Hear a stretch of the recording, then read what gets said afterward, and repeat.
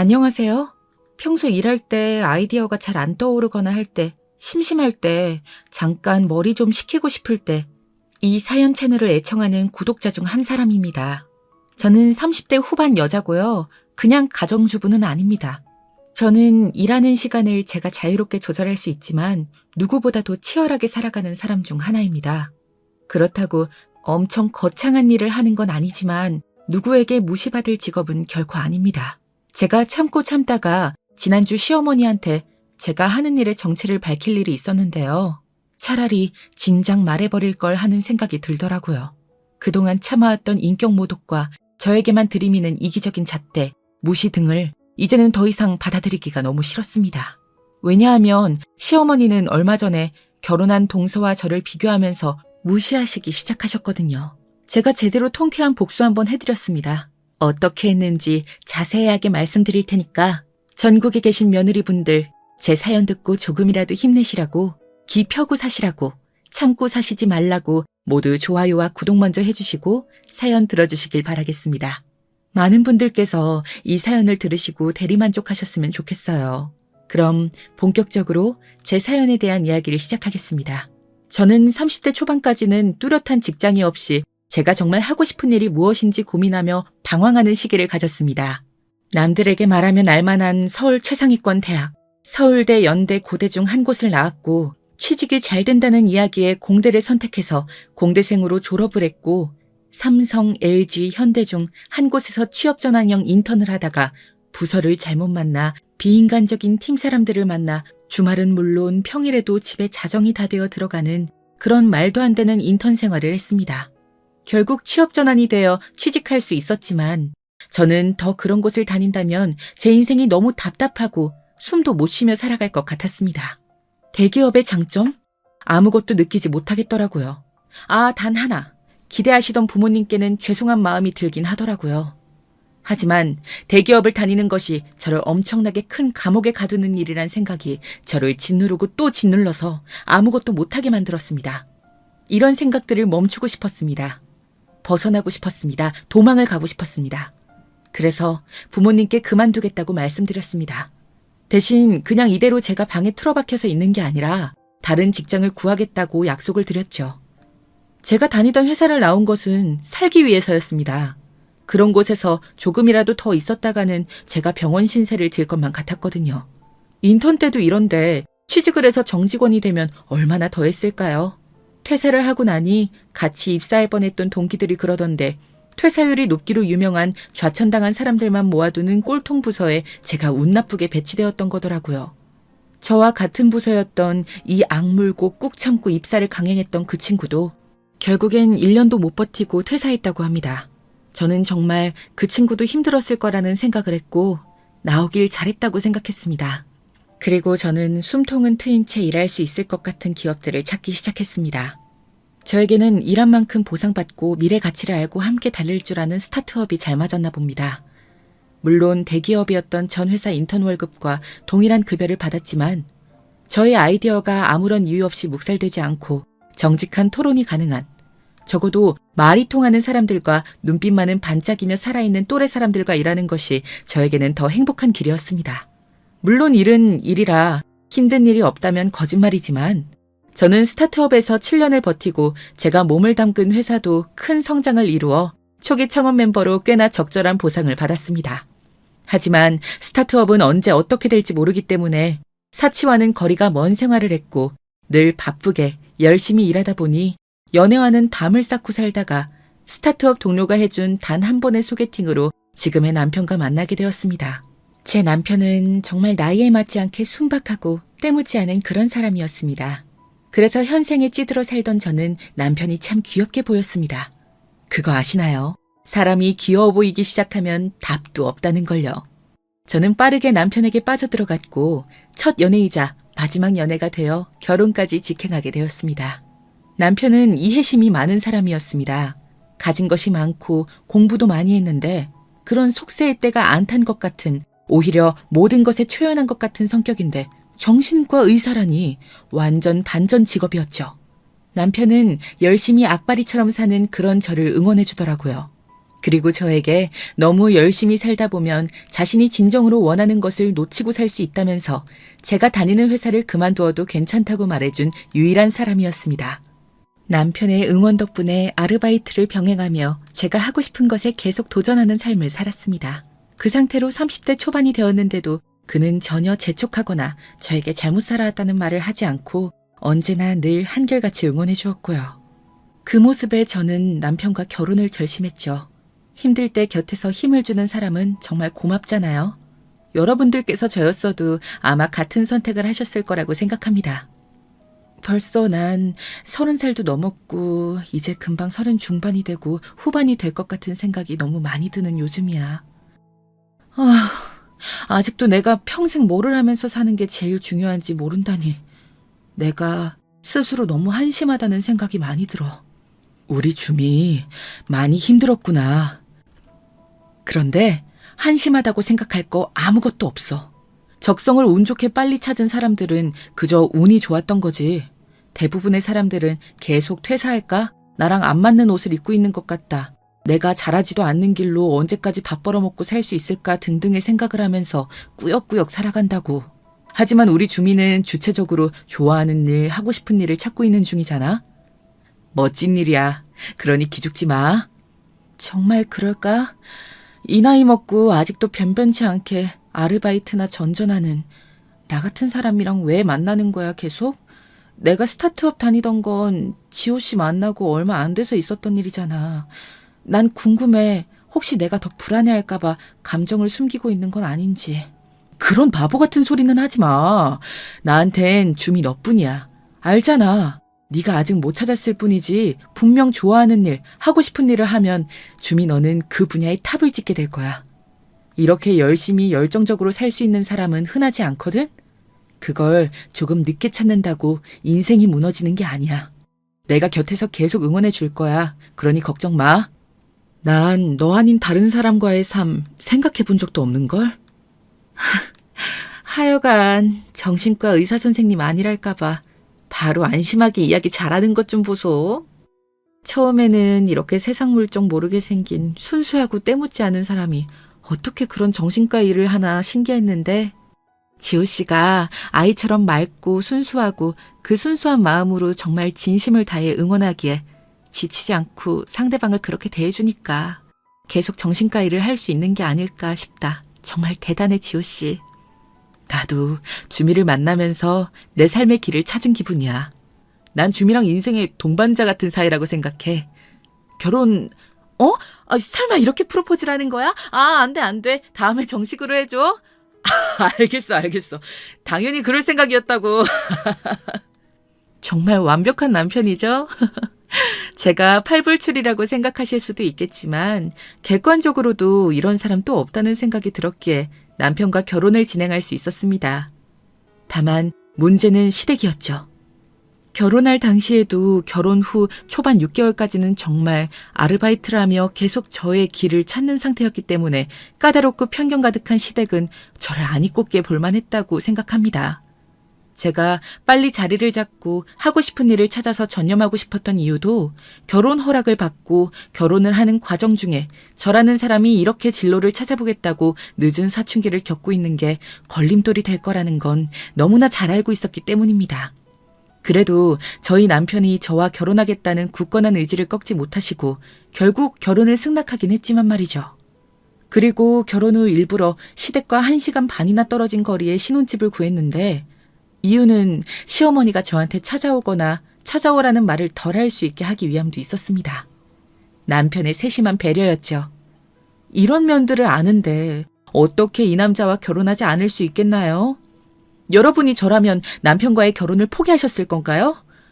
저는 남편과는 아무 문제 없이 오히려 결혼 전보다 행복한 관계를 유지할 수 있었습니다. 시어머니는 저를 대놓고 무시하셨지만 정말 최소한으로만 만날 수 있도록 남편이 중간에서 노력해준 덕분에 저는 결혼 6개월 만에 바로 지금의 직업을 찾았고 제가 재능도 있고 일을 할 때 시간이 어떻게 흘러가는지 모르게 몰입하게 되는 것을 알게 되었습니다. 어떻게 보면 천직을 찾았다고 할 수 있었죠. 그래서 날개를 단 듯이 정말 일을 하는 시간에는 몰두하면서 첫 작품에서 대박을 터뜨렸고 남편의 지지를 더 많이, 더 행복하게, 이제 부담이나 죄책감 없이 그 응원과 지원을 온전히 받아들일 수 있게 되었습니다. 물론 시댁에는 알리지 않았습니다. 굳이 알리고 싶지는 않더라고요. 알리고도 굳이 시어머니처럼 편견 넘치는 사회의 잣대를 잘 들이미시는 분과 깊게 교류하고 싶지 않았습니다. 시어머니께서도 저를 별 볼 일 없다고 생각하셨는지 아니면 창피하다고 생각하셨는지 시어머니 친구분들이 모이는 자리나 미용실, 백화점 그런 일에 절대 먼저 부르는 법이 없으셨습니다. 오히려 편하다고 생각했어요. 저는 제가 찾은 천직 같은 그 일에 더 몰입할 수 있는 환경이 만들어지는 것이니까요. 그러다가 남편의 동생이 결혼을 하면서 일은 시작되었습니다. 한동안 잠잠하던 시어머니가 저를 찾기 시작했기 때문이죠. 동서될 사람이 그 잘난 의사였거든요. 예, 새아가, 우리 집에 복덩이가 굴러 들어왔는데 너는 따라 나서지 않고 뭐하니? 오늘 나랑 백화점 좀 같이 따라가야겠다. 11시까지 우리 집으로 시간 맞춰오고. 네? 갑자기 이렇게 전화로 시간 대뜸 오라고 하시면 어떡해요, 어머님. 백화점은 왜 가시는 건데요? 아니, 집에서 노는 백수면서 뭐 이렇게 말이 많니? 바깥에 좀 다녀야 너도 정신병 안 걸리고 건강할 거 아니니. 거기서 그러고 집안에 틀어박혀 있으면 안 답답하니? 백화점 구경이나 시켜주려고 했더니 고마운 줄도 모르고. 이래서 사람 봐가면서 잘해줘야 되는 건데. 다른 때는 잘만 혼자 가시더니 갑자기 무슨 바람이 부셔서 저한테 같이 백화점을 가시자고 하는 건지 저야말로 당황스럽죠, 어머님. 그럼 같이 갈게요. 제가 11시까지 댁으로 가겠습니다. 진짜 그렇게 나올 것이지. 너는 집에서 하는 일도 없는 애가 왜 이렇게 뜸을 들이니? 백화점 갈 거니까 추리닝 같은 후줄근한 건 안 된다. 그 정도는 말 안 해도 알겠지? 예, 압니다. 11시에 뵙겠습니다. 시어머니와의 통화나 만남은 언제든 불쾌한 여운이 강하게 남았지만 지금까지 제가 포기하지 않고 천직을 찾도록 도와준 남편을 세상에 있게 한 그런 유일한 분이시니까 마냥 미워할 수는 없겠다는 생각에 백화점을 따라 나서게 되었습니다. 동서는 이제 막 병원 일을 시작한 페이닥터로 유명한 정형외과에서 일하고 있었습니다. 당연히 바쁘겠죠. 이제야 혼자 다니는 건 외롭다고 느끼신 건지 잘은 모르지만 이번에 같이 가드린 다음 계속 백화점이든 어디든 따라다니라고 하시면 다시 일 시작했다고 딱 그 정도만 이야기할 참이었습니다. 출퇴근을 한다고 하면 이렇게 막 부르시지는 못할 테니까요. 현대백화점부터 돌게. 출발해라. 예, 어머님. 오늘 여러 군데 갈 거니까 운전 잘해야 한다. 현대 들렸다가 롯데 들렸다가 갤러리아까지 갈 거야. 저 거의 장롱 면허인데 열심히 해볼게요. 내비게이션 좀 켜고요. 잠시만요. 너는 일도 안 하는 백수인 애가 평소에 운전 연습이나 열심히 해놓지 않고 우리 지호한테 힘들게 운전까지 시키지 말고 네가 좀 운전이라도 해주면 좀 좋니? 애가 왜 이렇게 생각이 없어 생각해. 저도 바빠서요, 어머님. 제가 노는 것 같아 보이시겠지만 사실 일하고 있거든요. 요즘 사실 정신이 없어요. 운전은 그리고 남편이 훨씬 잘하고요. 잘하는 사람이 잘하는 일 하는 게 가장 좋은 거잖아요. 겨우 아르바이트 고작 몇 시간 한다고 생생히 내니? 하여간 염치도 없지. 운전 못하는 건 자랑이니? 이렇게 백화점이나 미용실 갈 때 앞으로 연습한다고 생각하고 나 태워다니거라. 택시 타는 것도 우리 지호 돈으로 탈 텐데 아깝지도 않니? 아유 정말. 저는 버스나 지하철 타요, 어머님. 그리고 제가 버는 돈으로 제 앞가림은 충분하답니다. 저 일이 바빠서 어머님 운전수 노릇은 못해요. 죄송해요. 다른 운전하실 분을 차라리 알아보시는 게 어떨까요? 아니 어떻게 한마디를 안 지려고 하니? 그래, 이래서 사람은 배우고 회사 생활을 해야 돼. 집에만 있으면 더 이러지 니가. 운전이나 똑바로 하렴.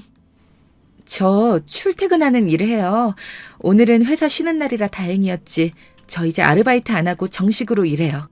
그러니까 운전은 오늘이 마지막입니다, 어머님. 운이 좋았어요. 하필 연락하셨는데 저희 회사 창립 기념일이라 쉬는 날인 거 있죠?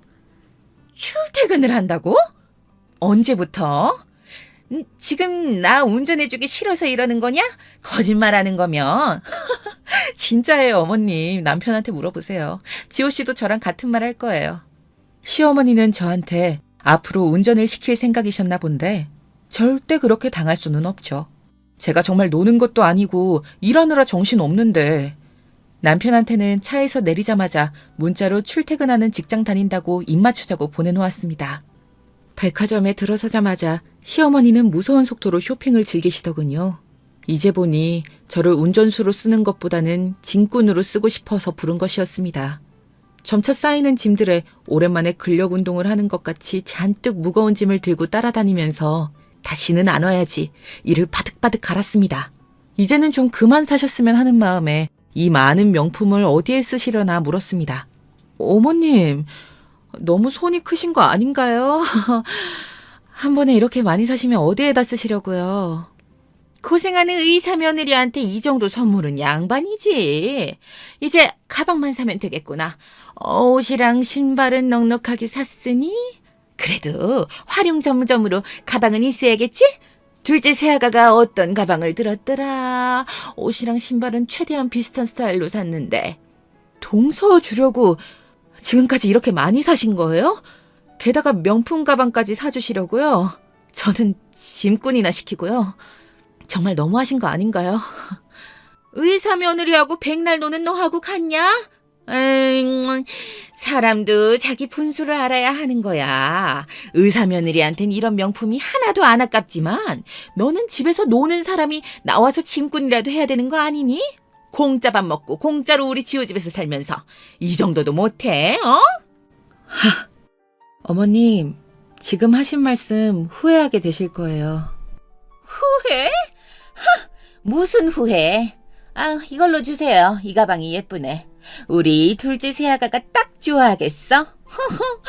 포장에 특히 신경 써주시고요. 우리 의사 며느리 줄 거예요. 아시겠어요? 저한테 대놓고 의사 며느리인 동서와 비교질을 하시는 시어머니를 보니 이제는 도저히 참을 수가 없었습니다. 아니, 참을 이유가 없었죠. 저한테 이런 모욕을 주시면서 동서줄 명품 가방을 고르는 시어머니에게는 제대로 저에 대해 밝혀서 통쾌한 복수를 해야겠다는 생각을 했습니다. 출퇴근하는 일을 시작했다고 하지 말고 그냥 그 자리에서 바로 제가 무슨 일을 하는지 얼마를 버는지 설명드릴 걸 그랬나 봅니다. 후회가 되더라고요. 그러면 이런 말도 안 되는 쇼핑에 따라와서 운전에 짐꾼까지 하며 저의 소중한 시간을 허비하지는 않았을 테니까요. 너무나 분하고 억울하고 제 에너지와 시간이 아깝다는 생각이 강하게 들더군요. 그동안 시어머니가 저에게 무시하고 깔보면서 인격 모독까지 하셨던 것들이 주마등처럼 스쳐 지나가는 순간이었습니다. 그래서 더 이상 참지 못하고 동서가 선물 받을 명품 가방을 그 자리에서 갈기갈기 찢어버렸습니다. 제가 그렇게 하는 모습을 보고는 정말 깜짝 놀라서 토끼 눈으로 이게 무슨 짓이냐며 소리 지르는 시어머니에게 제 정체가 담긴 명함을 지갑에서 꺼내어 시어머니에게 던졌습니다. 그러자 깜짝 놀라서 오줌을 지르시더라고요. 그때의 시어머니 표정을 아직도 잊을 수가 없습니다. 믿을 수 없다는 눈빛에 급격히 어두워지는 안색이란 저한테 어떻게 대해야 하나 흔들리는 눈동자를 보면서 참 사람이 간사하다는 생각이 들더라고요. 그동안 참아왔던 인격 모독과 저에게만 들이미는 이기적인 잣대, 무시 등을 이제는 안 들어도 되겠지요. 진작 제대로 제가 하는 일에 대해 밝힐 걸 그랬습니다. 이게 뭐 하는 짓이냐? 가방을 찢어? 이게 얼마짜린데? 얼마인지 나 알고 찢는 거야? 잘 따라오다가 짐도 내팽개치고 다짜고짜 와서 가방을... 아이고, 이래서 사람이 하는 일이 있어야 돼. 사리 분별도 못하고 이걸 감히 찢어? 너는 이거 하나 사려면 얼마나 일해야 하는지 알고 그러는 거야, 어? 네 월급으론 택도 없을 텐데 화가 난다고 이걸 찢다니 단단히 미친 거니? 근데 이건 뭐야? 명함? 네이버 카카오 작가. 저 이런 일이에요. 명함 보고 엄청 놀라셨네요. 오줌까지 지르실 정도라니. 맞아요. 어머님께서 매일 무슨 일 있을 때마다 검색할 때 찾는 네이버, 다음, 카카오. 거기에 올라오는 소설들 쓰고 억대 연봉 받습니다. 그동안 참았던 거 저 이제 더 이상 안 참아요. 참을 이유도 없고 그동안 자주 안 뵐 수 있었으니까 그냥 넘어가려고 했던 겁니다. 제 소중한 남편을 낳아주신 어머니시니까요. 그런데 더 이상은 안 되겠더군요. 아니 잠시만. 너 뭐라 그랬니? 억대의 연봉이라고? 의사도 아니고 그게 어떻게 가능하니? 게다가 소설을 써서 그게 가능하다고? 게다가 네이버랑 카카오라니 이 명함 진짜냐? 요즘은 세상이 달라진 지 오래라고요, 어머님. 웹소설이라고 제 이름 석자를 쓰는 게 아니라 필명을 써서. 제가 말하기 전에는 다른 사람들이 저를 알아볼 수도 없고 작품 활동에만 전념하면 독자들이 읽어주는 만큼 돈을 버는 그런 직업이에요. 의사 며느리지만 저보다 못 벌 건데. 제가 지호씨 연봉도 이미 가뿐하게 넘겼거든요. 지금 그 말이 사실이냐? 책임질 수 있어? 아유, 네가 뭐 아무리 많이 벌어봤자 소설 쓰는 작가인데 어떻게 의사보다 많이 번다는 거냐? 시어머니 나를 지금 그런 말로 속일 수 있다고 생각하냐? 나 참 어이가 없어서. 못 믿으시겠으면 네이버나 다음에다 검색해보세요. 웹소설 작가 억대 연봉이라고요. 제 말이 진짜인지 아닌진 이미 세상이 다 아는걸요? 믿고 싶지 않으시면 믿지 마세요. 그런데 제 명함 보고 이미 놀라신 거 아니셨나요? 아, 믿기 싫으셔서 그러시는 거죠. 제가 말씀 안 드리려다가 이제야 말씀드리는 건 더 이상 어머님께서 하시는 말도 안 되는 비교와 무시, 그런 걸 참는데 이골이 났기 때문입니다. 이젠 아시겠죠? 저한테 더는 함부로 대하지 마세요. 아니, 어떻게 이럴 수가. 정말이잖아. 오늘 제가 찢은 명품 가방은 현금으로 바로 쏴드릴 수도 있어요. 그 정도는 저한테 아무것도 아니거든요. 운전이나 하라고 하셨나요? 제가 쓰는 작품 시급으로 따지면 얼마인지 감도 안 오시죠? 택시나 타고 들어가세요. 아, 이거 짐을 다 들고 나가실 수나 있나 모르겠네. 저는 바빠서 이만. 잠시만, 세아가. 내가 미안하구나. 잘못했다. 아유, 그게 정말이면 왜 진작 말해주지 않았니? 그러면 내가 그렇게 널 무시할 일도 없었을 텐데. 대체 언제부터인 거니요? 그게 지금 중요한가요? 이걸 굳이 말하지 않은 건 어머님과 엮이고 싶지 않았기 때문이에요. 제 일하기에도 바빴거든요. 저는 정말 제가 잘하고 좋아하는 일로 돈을 버는 행운은 남편 덕분에 찾아온 거라고 생각해서 여기서 참는 겁니다. 제가 작품 연재 때문에 바빠서요. 이제 가봐야겠어요. 앞으로 뭐 백화점이고 미용실이고 짐꾼이고 필요하시면 저보다 시급 낮은 의사 며느리 동서한테나 연락하세요. 시어머니는 혼이 나간 사람처럼 그 자리에 주저앉아 한참을 있으시더라고요. 그러거나 말거나 저는 다시 제 일을 하러 집으로 갔습니다. 그동안 저한테 모욕하시고 무시하신 거 다 후회하고 계실까요? 아마 더 검색해보기 바쁠 것이라고 생각합니다. 웹소설 작가로 성공하면 얼마나 벌 수 있는지, 이 업계에서 최고 대우를 받는 게 어떤 건지, 영화나 드라마 또는 웹툰화 되면 어떻게 되는지 등등 알고 깜짝 놀라실 겁니다. 웹소설 작가로 사는 게 결코 쉬운 일은 아니지만 지금의 남편이 응원해주고 계속 찾아보라고 다독여준 덕분에 저의 천부적인 재능을 발휘할 이런 천직을 찾을 수 있었습니다. 그래서 남편에겐 언제나 고마운 마음뿐이고요. 남편은 이 웹소설 작가를 시작하고 쓴 작품의 1호 팬이 되었고 이 작품이 우리를 부자로 만들어줄 것을 진작부터 알고 있었던 것 같습니다. 남편이 정신과 의사로 일하는 것도 저에게 더 풍부한 작품을 만들 수 있게 하는 좋은 원료가 되어주었지요. 남편에게 시어머니 소식을 들으니 시어머니가 왜 진작에 저의 직업에 대해 연봉에 대해 이야기하지 않았냐며 노발대발하셨다고 하더라고요. 씩씩대며 그 명품 쇼핑한 것들을 다 환불하셨다는 이야기도 들었습니다. 기껏 힘들게 돌아다니면서 샀던 것들을 어떻게 바로 이렇게 다 환불할 마음을 먹으셨는지 정말 태세전환이 빠르신 분이라는 걸 새삼 깨달았습니다. 그러면서 제가 뭘 좋아하는지 물어보셨다고 하더라고요. 정말 웃기지 않나요? 지금 생각해도 아직 통쾌하고 속이 다 시원합니다.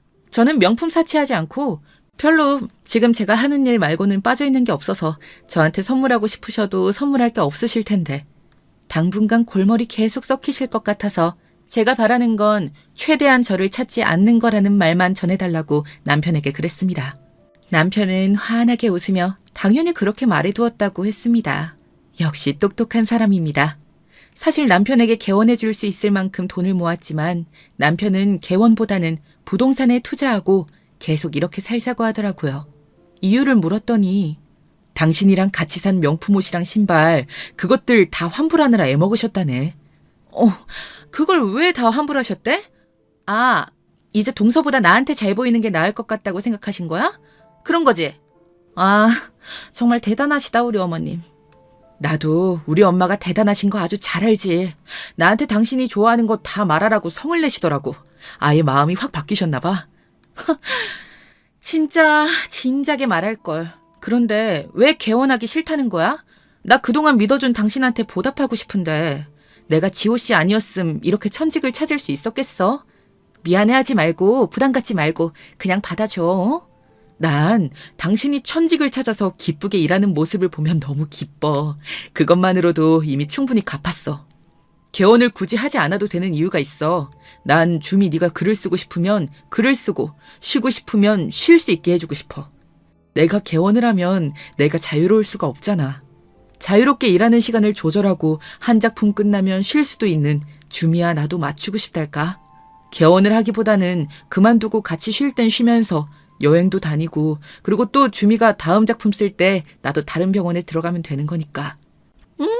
그렇게 기특한 생각이 있었다니. 역시 지호씨, 당신은 정말 나한테 최고의 짝꿍이라니까? 고마워, 그렇게 말해줘서. 우리 한동안 외국이나 나가 있을까? 어머님께서 계속 알아보시고 귀찮게 하실까봐 사실 좀 신경 쓰이네. 그러지 않아도 주미가 좋아하는 거 열심히 찾고 계셔.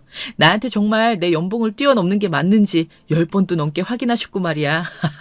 명품도 안 좋아한다고 그 정도 선물론 주미 마음 돌리기 힘들겠다고 했더니 시무룩하시긴 하더라고.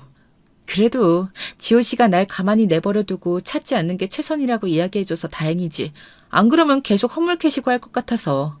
하루아침에 무시하고 모욕하고 깔보던 나한테 뭘 어떻게 잘해줘야 할지 어떤 선물을 줘야 할지 고민하시는 걸 보면 참 많은 생각이 들어. 통쾌하기도 하고 뭐 약간 귀여우신 것 같기도 하고. 우리 엄마도 이번 일로 많이 놀라신 모양이야. 주미 비위 맞출 생각에 열심히셔. 근데 그럴 방법이 아예 없다고 하니까 어쩔 줄 몰라 하시는 중이시긴 하지. 그동안 우리 엄마가 주미한테 너무하시긴 했어. 진작 말씀드리지 않은 걸 너무 원망하시더라. 그러지 말라고 말씀은 드렸지. 당신이 중간에서 역할 잘 해줘, 지금까지처럼. 알겠지? 난 마저 작품 쓰고 올게. 이 작품 쓰는 일이 이렇게 설레고 재밌을 수가 없어. 버는 돈에 더 신이 나는 것도 있지만 내 작품을 만드는 게 이렇게 기쁘고 즐거운 일이라니. 고마워. 다 지호 씨 덕분이야.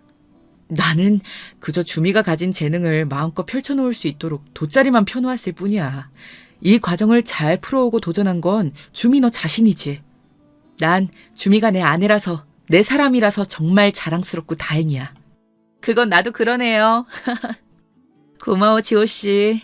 남편과 대화를 하면 언제나 위로와 위안을 받을 때처럼 마음이 단단해지고 활력을 얻게 됩니다. 이러니 제가 어떻게 남편을 사랑하지 않을 수 있겠어요. 저의 이런 사연들이 요즘 말로는 참교육이라고 불리더라고요. 모른다고 해서 막무가내로 무시하거나 인격모독을 하면 안 된다는 걸 이번에 뼈저리게 느끼셨겠죠, 시어머니께서. 이 사연을 보내게 된 것은 전국에 참고 사는 며느리분들 또는 남편분들 아니면 시어머니 모두에게 이 사연이 조용히 지내는 사람이라고 해서 결코 무시하면 안 된다는 것을 일깨워주지 않을까 해서 보냈습니다. 그리고 저한테 공감해 주시면서 이 통쾌하고 속 시원한 복수를 대리만족하시기를 바라는 마음이었습니다. 그리고 저도 30대 초반까지는 별다른 뚜렷한 직장 없이 제가 어떤 일을 하는 것이 가장 좋을지, 무엇을 하고 싶은 사람인지, 무슨 일을 잘할 수 있는지 전혀 모르고 진로에 대한 고민이 많은 사람이었다는 것을 잊지 말아주셨으면 좋겠습니다. 저도 끝이 없는 터널을 지나는 느낌이었습니다. 진로 고민은 진작 했어야 되는 거 아니냐며 스스로를 자책하기도 했습니다. 아무것도 하지 않고 놓아버리고 싶은 순간만 수백 번, 수천 번, 수만 번 찾아왔습니다. 하지만 모든 터널에는 끝이 있고 가장 어두운 때가 지나면 가장 밝은 해가 우리를 기다리고 있더라고요. 그래서 이 사연을 들어주신 여러분들에게 전하고 싶습니다. 지금 아직 늦었다고 생각하시나요? 그렇다면 지금이 제일 젊은 나이라고 말씀드리겠습니다. 늦은 나이라고 생각이 들어도 절대 포기하지 말고 꿈을 향해 나아가라고 전하고 싶습니다. 나이는 단지 숫자에 불과하더라고요. 저와 같은 일을 하는 웹소설 작가님들 중에는 40대에 50대에 첫 소설을 연재하신 분도 있으시거든요. 우리는 언제든지 새로운 시작을 할 수 있으며 꿈을 이루기 위해 노력할 수 있습니다. 저도 한때는 나이라는 것이 성공을 위한 장애물이 아닐까 생각했었지만 아니더라고요. 많은 사람들이 늦은 나이에도 새로운 직업을 찾고 새로운 기술을 배우며 새로운 도전을 통해 성공을 이루었습니다. 그리고 지금의 나이는 오히려 실패와 두려움이라기보다는 경험과 지혜를 의미합니다. 우리는 이미 많은 경험을 겪고 많은 것을 배웠습니다. 이러한 경험과 지혜는 우리가 우리의 꿈을 이루는 데 큰 도움이 될 것입니다. 우리의 과거의 성공과 실패, 어려움과 극복 등은 지금의 우리를 있게 했습니다. 우리의 특별한 능력과 인내심을 이끌어냈죠. 이를 새로운 도전에 활용하고 자신의 꿈을 향해 나아가는 것을 멈추지 마세요. 오히려 나이는 새로운 가능성을 찾기 위한 동기부여가 될 수도 있습니다. 삶은 계속해서 변화하고 발전하지 않습니까? 우리는 지금까지의 인생에서 어떤 꿈이든 이룰 수 있는 가능성을 가지고 있습니다. 늦은 나이에 시작한다고 해서 실패할 이유는 없는걸요. 오히려 우리는 지금까지의 크고 작은 경험들을 바탕으로 더 현명하게 선택하고 더 힘차게 나아갈 수 있습니다. 그래서 저는 여러분들에게 희망과 용기를 전하고 싶습니다. 꿈을 향해 나아가는 것은 쉽지 않을 수 있습니다. 그러나 우리가 가진 열정과 결단력을 믿습니다. 우리는 늦은 나이에도 포기하지 않고 꿈을 향해 나아갈 용기를 가지고 있거든요. 우리 안에 있는 불타오르는 열정을 살려내고 그 꿈을 이루기 위해 행동에 옮겨보자고요. 저의 사연이 여러분들에게 통쾌한 복수, 속 시원한 이야기만으로 끝나지 않고 제가 늦게라도 꿈을 찾아 제가 하고 싶은 일을 찾아 도전했더니 결국 찾았다는 그런 희망의 메시지를 전하고 싶습니다. 나이는 단지 숫자에 불과하며 포기할 이유는 없습니다. 우리는 언제나 새로운 꿈을 꿀 자격이 있으며 그 꿈을 이루기 위해 노력할 가치가 있죠. 제가 여러분들을 항상 응원하고 여러분들께서 스스로 행복한 삶을 살아가실 수 있기를 진심으로 바라고 또 바라겠습니다. 저는 남편의 제안대로 지금 연재하는 것을 마치면서 머리도 식힐 겸 남편과 한 몇 달 정도 해외에 나가 있으려고 합니다. 아직 행선지를 정하지는 않았는데 그동안 제가 달려온 만큼 남편도 머리를 식히고 쉬는 시간이 필요하다는 생각을 했거든요. 저는 물론 작품이 너무 쓰고 싶겠지만 그걸 조금 누르고 현재를 즐기는 것도 이제는 필요하다는 걸 알았습니다. 제가 웹소설 억대 연봉 작가인 것을 밝히고 난 후 속 시원한 후일담을 한 가지 더 말씀드릴까요? 시어머니와 함께 결혼 전부터 결혼 후에도 변함없이 저를 은근히 무시하고 깔보던 그 의사 동서가 소식을 듣고 쫄래쫄래 쫓아와서 귀찮게 하더라고요. 진짜냐고, 어떻게 그렇게 벌 수 있냐며 궁금하다고, 조금만 말해줄 수 없냐고 하는 겁니다. 본인은 의사로 이렇게 일하는 게 사실 싫다고요. 자기도 웹소설 보는 걸 참 좋아한다는 겁니다. 제 작품이 뭔지 꼬치꼬치게 묻는데 절대 작품은 말해주지 않았습니다. 이 업계에서는 자기 작품을 잘 밝히지도 않고 필명으로 대화하는 게 암묵적인 규칙이거든요. 그리고 알게 돼서 굳이 저의 작품을 감나무, 배나무 떠들고 다니는 것도 싫었고요. 이렇게 비밀스럽게 저의 작품 세계를 펼쳐나가는 편이 저한테 더 유리하고 훨씬 좋다고 생각합니다. 제 작품이 유명해지면 되지 저라는 사람이 유명해지는 걸 원하지는 않거든요. 특히 가족들에게는 더더욱이요. 형님, 제가 웹소설을 정말 좋아하는데요. 이렇게 주변에 웹소설 작가님이 있는지 정말 몰랐어요. 지금에야 일이 바빠서 많이 읽진 못하지만 그래서 그래요. 형님이 의사 연봉은 진작에 뛰어넘는 억대 연봉이란 말을 들어서 더욱 그 작품이 뭔지 너무 궁금해요. 네? 부탁이에요. 제발 알려주시면 안 될까요? 그렇게 무시할 땐 언제고. 이제 와서 왜 이렇게 친한 척해요. 동서 이렇게 뻔뻔한 사람인지 몰랐네. 사람 참. 형님도 그거야. 어머님께서 하도 형님을 갈구시고 그러니까 저도 어쩔 수 없이. 저는 형님한테 처음부터 뭔가가 있는 것 같았다니까요. 어머님이 그렇게 심한 말로 무시하고 하시는데도 아랑곳하지 않으시고 굉장히 단단한 분이라고 느꼈었는데 그게 다 이유가 있으셨던 거군요.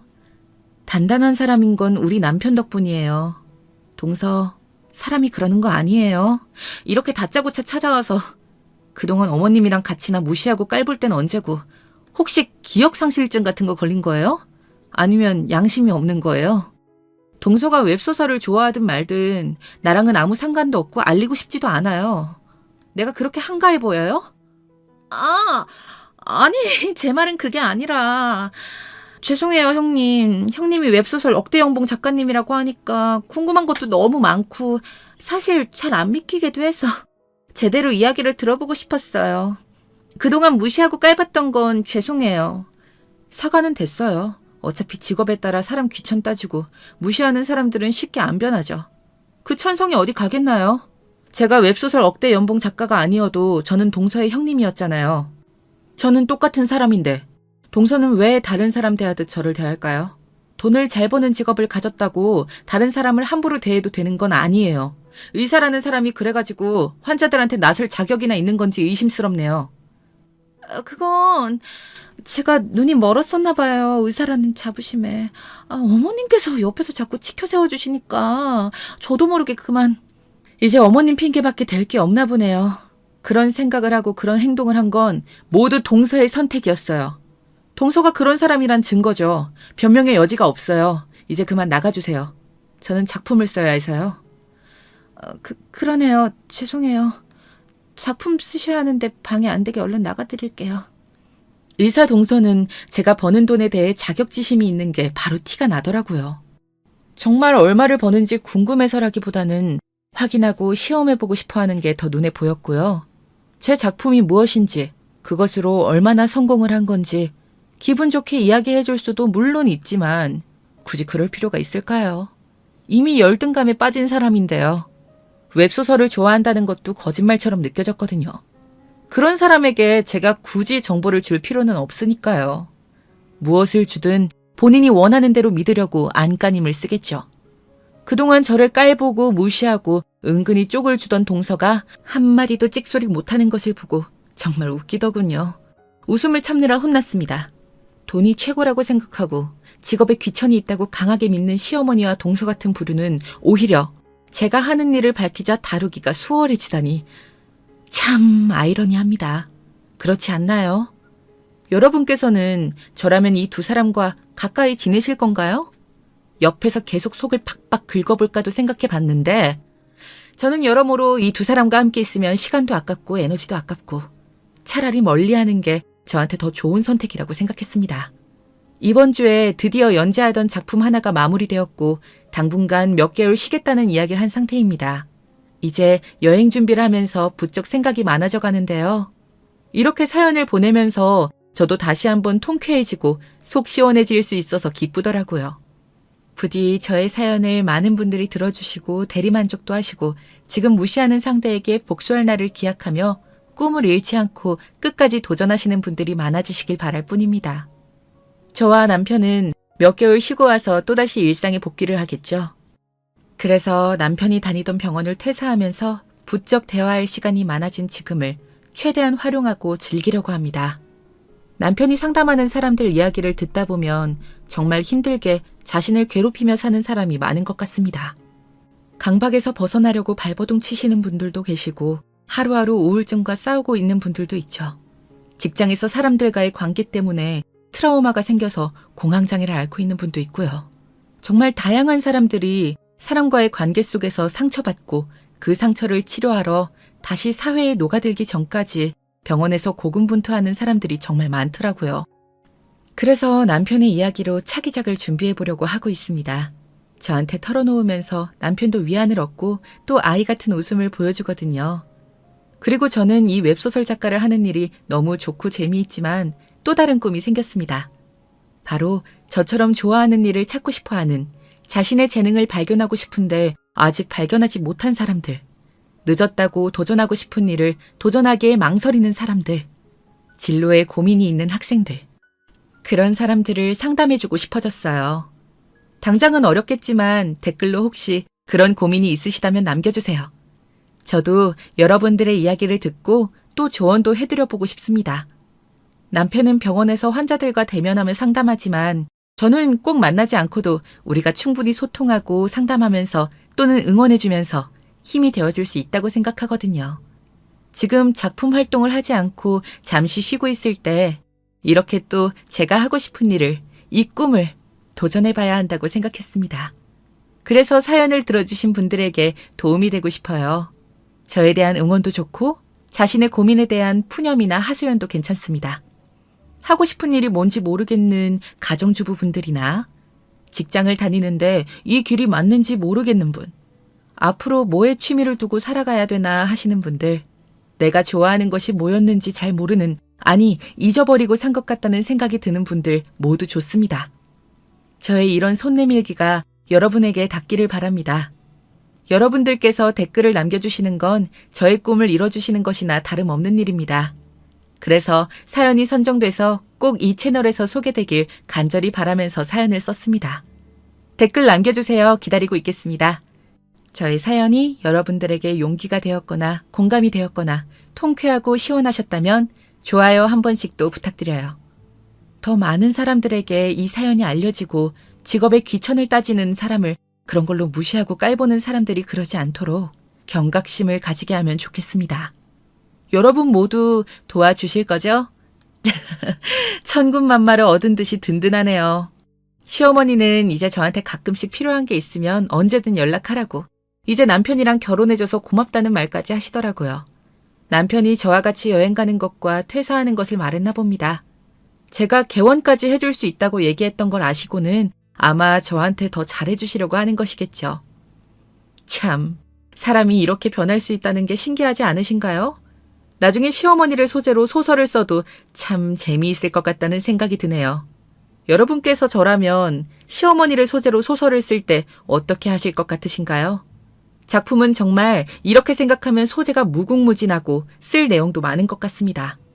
정말 제가 행복하게 글을 쓴다는 것을 더 절실하게 느끼고 있는 것 같습니다.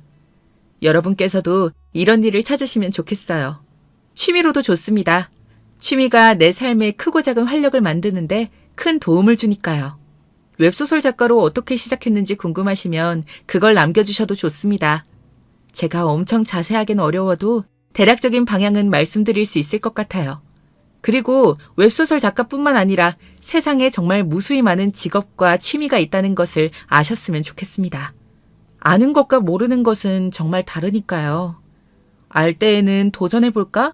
조금 더 알아볼까? 하는 생각이 들 수 있고, 더 그 취미나 직업에 대해 알아보면서 향유할 시간을 만들 수 있지만, 아예 모르신다면, 아예 찾아보지 않으신다면, 삶에서 새로운 일을 마주할 가능성은 점점 더 줄어갈 테니까요. 배움의 즐거움과 탐색의 즐거움을 놓지 마세요, 여러분. 한 가지 더. 여러분께 궁금한 것이 있습니다. 여러분이 저라면 어떤 곳으로 여행을 가고 싶으신지도 궁금합니다. 다녀왔는데 좋았던 여행지나 꼭 해외가 아니라 국내 여행지도 좋습니다. 좋은 장소들 말씀해 주시면 제가 여행 다녀오고 또 작품의 소재로 배경으로 쓸 수 있을 테니까요. 이렇게 사연 보내는 게 좋은지 몰랐네요. 여러분과 벌써부터 댓글로 소통할 생각에 신이 납니다. 평소에는 작품을 쓰는 데만 집중해서 남편 외에 다른 사람들과 별로 소통할 일이 없었는데 이렇게 사연을 보내고 많은 분들이 저의 이야기를 들어주시고 또 댓글을 달아주실 거라고 생각하니까 감개무량합니다. 저는 작품을 쓸 때 아이디어가 잘 안 떠오르거나 할 때, 심심할 때, 잠깐 머리 좀 식히고 싶을 때 이 사연 채널을 애청하는 구독자 중 한 사람이었거든요. 사연을 듣기만 할 때와 굉장히 다른 감정이 느껴지네요. 마음이 웅장해집니다. 여러분들의 사연도 댓글로 남겨주시면 읽으면서 너무 행복할 것 같습니다. 감사합니다. 안녕하세요. 저는 지방에 거주하는 40대 여자입니다. 오늘은 저한테 일어났던 깜짝 놀랄 만한 사연을 제보하려고 해요. 살면서 이런 일이 저에게도 일어나다니 너무 놀랍습니다. 주변에 말했더니 우리만 알기 아깝다고 하더라고요. 그래서 제보하게 되었으니 재밌게 들어주세요. 여러분, 은혜 갚은 까치 아시죠? 저는 살면서 사실 인생이 평탄하지는 않았어요. 오히려 고난이 많았고 가끔은 사는 게 벅차기도 했습니다. 그래도 제 나름의 신념은 있었어요. 사람이 아무리 그래도 착하게 살자는 신념이요. 평소에 이런 성격 때문에 배신을 당하기도 하고 억울한 일도 당연히 있었습니다. 하지만 인생이 길다는 말을 요즘 실감하는데요. 확실히 저는 착하게 사는 제가 좋아요. 무슨 말인지 궁금하시죠? 그럼 바로 시작할게요. 미쳤어? 이 사람아, 이게 도대체 몇 번째냐고. 당신은 저 어린애들 안 보여? 당신 자식이 지금 셋이나 있어. 그런데 그렇게 바람을 피우고 싶어? 내가 한 번 봐줬으면 이제는 그러면 안 되는 거잖아. 안 그래? 내가 이상해? 시끄러워. 내가 만나고 싶어서 만난다는데 네가 왜 난리야? 그럼 이혼해. 이혼하라고. 이혼하자고 하면 절대 안 된다고 했던 거는 너 아니야? 나 어리고 예쁜 새 애인하고 재혼하게 이혼하자고. 네 딸이 지금 3명이야. 저 애들은 어떡해? 여보, 제발 정신 차려. 이제 큰딸은 중학교 들어가. 아직 애들 많이 어려. 적어도 사람이 아기를 낳았으면 책임감은 있어야 하지 않아? 너는 집에 애가 이렇게 많은데 다른 여자를 만나고 싶어? 우리 아들한테 그만해라. 내가 듣다 보니까 기가 막혀서 네가 애초에 집에서 잘했으면 내 아들이 다른 여자가 눈에 들어왔겠니? 남자는 여자하기 나름이다. 그렇게 사사건건 간섭하니까 내 아들도 밖에서 숨통이 트였겠지. 아유, 최악이다, 최악이야. 내 말이 그 말이야. 내가 바람 피우는 게 잘못이야? 그러면 네가 잘하라고. 시끄러우니까 밥이나 가져와. 배고파, 밥 줘. 제 가정 환경은 아주 좋지 않았어요. 저는 세자매의 큰딸로 태어났는데 자라면서 부모님이 사이좋은 모습을 단 한 번도 본 적이 없습니다. 아빠는 제가 아주 어릴 때부터 바람을 피우셨고 심지어 만나는 새로운 여자를 집으로 데려오기도 했었어요. 어린 나이에 그런 아빠가 너무 미웠던 기억이 나요. 여기 왜 이렇게 더러워? 너 아까 청소는 했어? 네가 그러니까 자꾸 우리 아들이 밖에서 새로운 여자를 만나는 거 아니냐? 나 같아도 아내가 집에서 이러고 있으면 밖에서 다른 여자를 만나고 싶지. 빨리 청소 안 해? 게다가 친할머니를 모시고 살았는데 어렸던 제가 보기에도 엄마는 매우 힘들어 보였어요. 그래도 엄마는 이혼하지 않았는데 그게 다 우리 세자매 때문이었죠.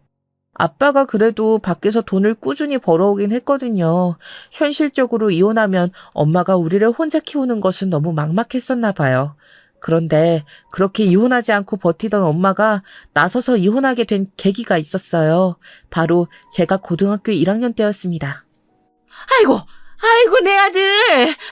우리 아들은 죄가 없어요. 이게 다 며느리가 집안에서 아내 역할을 못해서 그래. 우리 아들이 원래는 진짜 사람이 얼마나 착한지 몰라. 사람을 때렸다고? 그거 다 실수예요. 그런데 교도소에 간다니. 이게 무슨 말이에요? 안 돼요. 차라리 며느리를 데려가세요. 바로 아빠가 술을 마시고 동네 아저씨와 시비가 붙었어요. 거기서 서로 주먹 다짐까지 하게 되었고 돈과 힘이 없던 아빠는 그대로 교도소에 가게 되었습니다. 워낙 사고를 많이 치고 다녀서 경찰서에 가는 것은 놀랍지 않았어요. 그런데 진짜로 교도소에 들어가게 된 것은 처음이었습니다. 더 웃겼던 것은 아빠와 친할머니는 그걸 다 가만히 집에서 살림하던 엄마의 탓을 하였던 거였어요.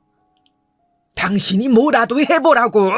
저놈 아내는 아빠 빽까지 써서 경찰서에서 빼냈던데 우리는 변호사 선임할 돈도 없어서 내가 그냥 교도소에 가게 생겼잖아. 너는 내가 교도소 가면 그때는 어떡할래? 돈 벌어오는 사람도 없는데 어떡할 거야. 뭐라도 하라고. 친정도 없는 년이라 쓸모가 없어.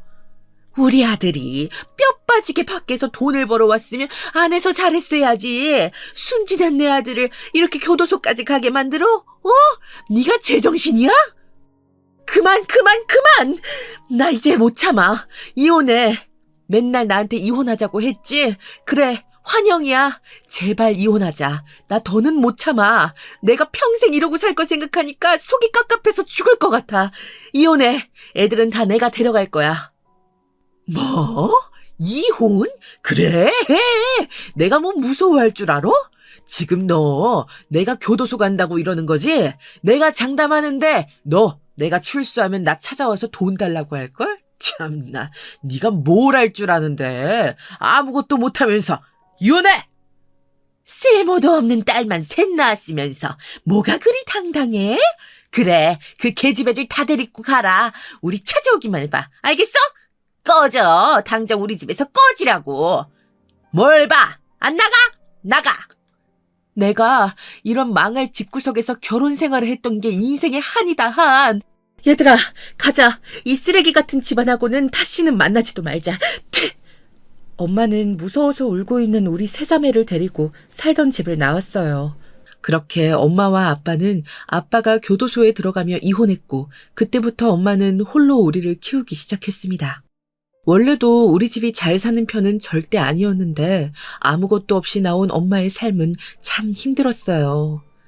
유진아, 우리 큰딸, 엄마가 항상 미안해. 오늘 공장 야간이라 지금 나가야 하거든. 내일 일어나서 동생들 등교할 수 있게 도와줘. 밥은 여기 엄마가 해놓고 갈 테니까 알아서 챙겨 먹어. 알겠지? 남들처럼 해주지 못해서 미안해. 알겠어. 엄마, 유선이랑 유미는 걱정하지 말고 몸 조심히 일하고 와. 저번처럼 다치면 돈이 문제가 아니고 내가 너무 속상해서 그래. 집은 전혀 걱정 안 해도 돼.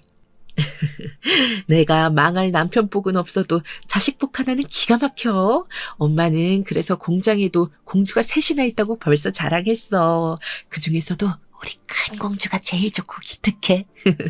그리고 이거 수학여행비야. 엄마가 이래서 주는 거니까 사양하지 말고 받아.